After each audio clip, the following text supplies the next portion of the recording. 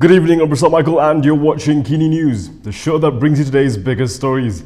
It's been 4 days since the country's political landscape was hit by a hurricane of sorts, but the uncertainty may soon come to an end after Yang di-Pertuan Agong Sultan Abdullah Sultan Ahmad Shah met with more MPs today, namely from Bersatu and Pakatan Harapan. A statement by Dr. Mahathir Mohamad aired on RTM today may give us an idea on what to expect. In an address to the nation this evening, Interim Prime Minister Dr. Mahathir Mohamad apologised to Malaysians for the current political crisis. However, he indicated that he is willing to return as Prime Minister if he receives enough support from members of Parliament. Jika benarlah saya masih disokong, saya akan kembali. Jika tidak, saya akan terima siapa saja yang dipilih.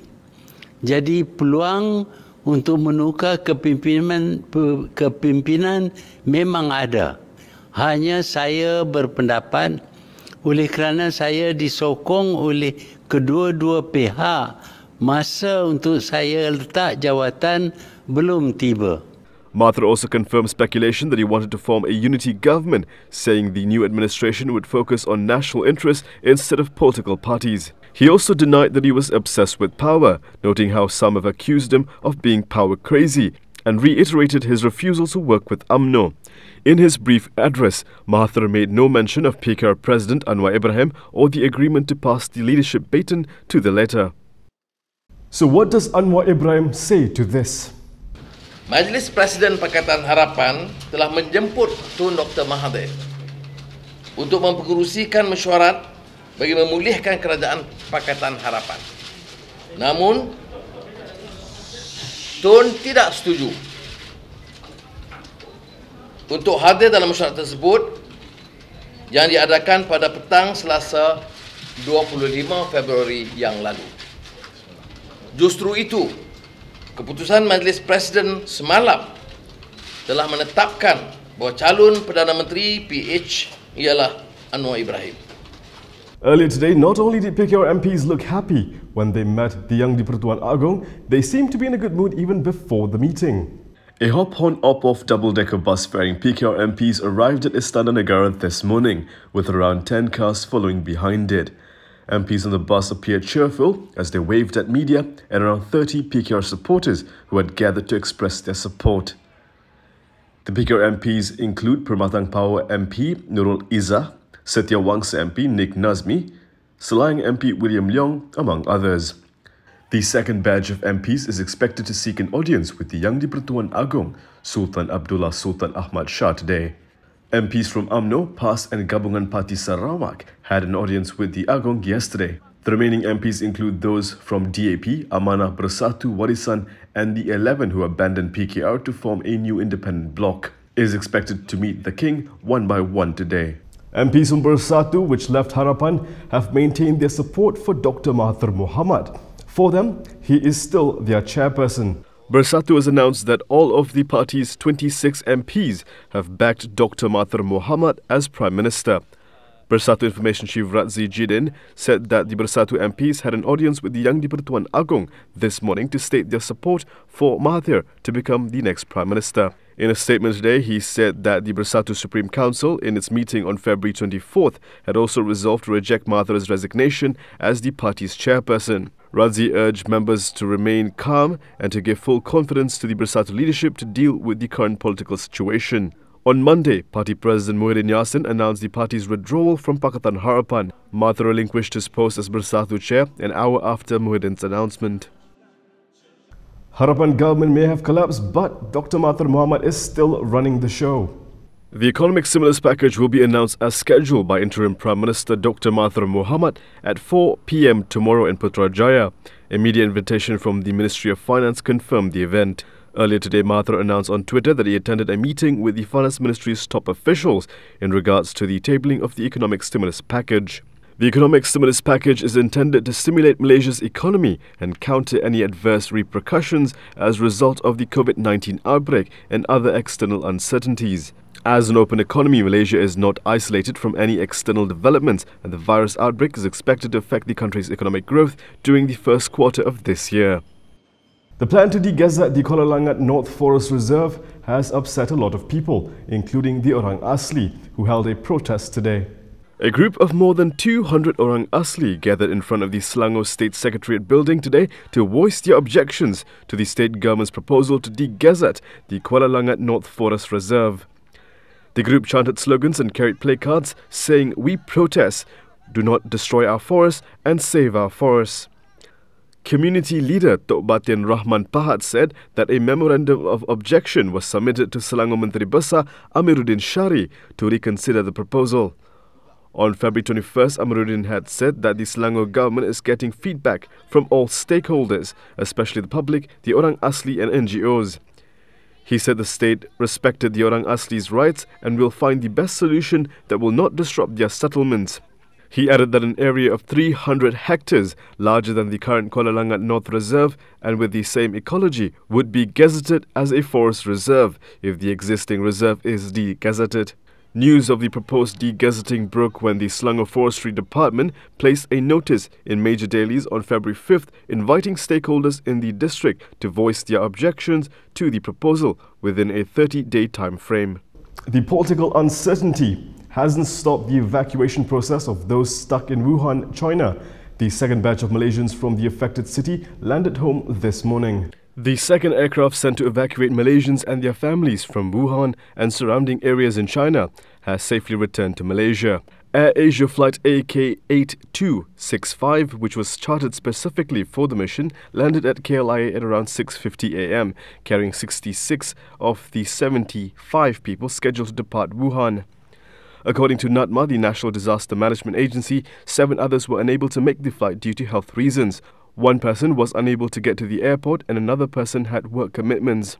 The aircraft also carried 12 flight crew members, 9 Malaysian government representatives and 2 officers from the Malaysian Embassy in Beijing. In a statement, NADMA said that apart from health screenings at the Wuhan International Airport, evacuees will also undergo further screenings at the Air Disaster Unit at KLIA and taken to the Higher Education Leadership Academy in Nilai Seremban for a 14-day quarantine. No one, including close family members, are permitted to visit those in quarantine, and health checks will be carried out twice a day. Coming up next, the global coronavirus situation has taken a turn for the worse. US President Donald Trump's trip to India has been fruitful. All that and more after this.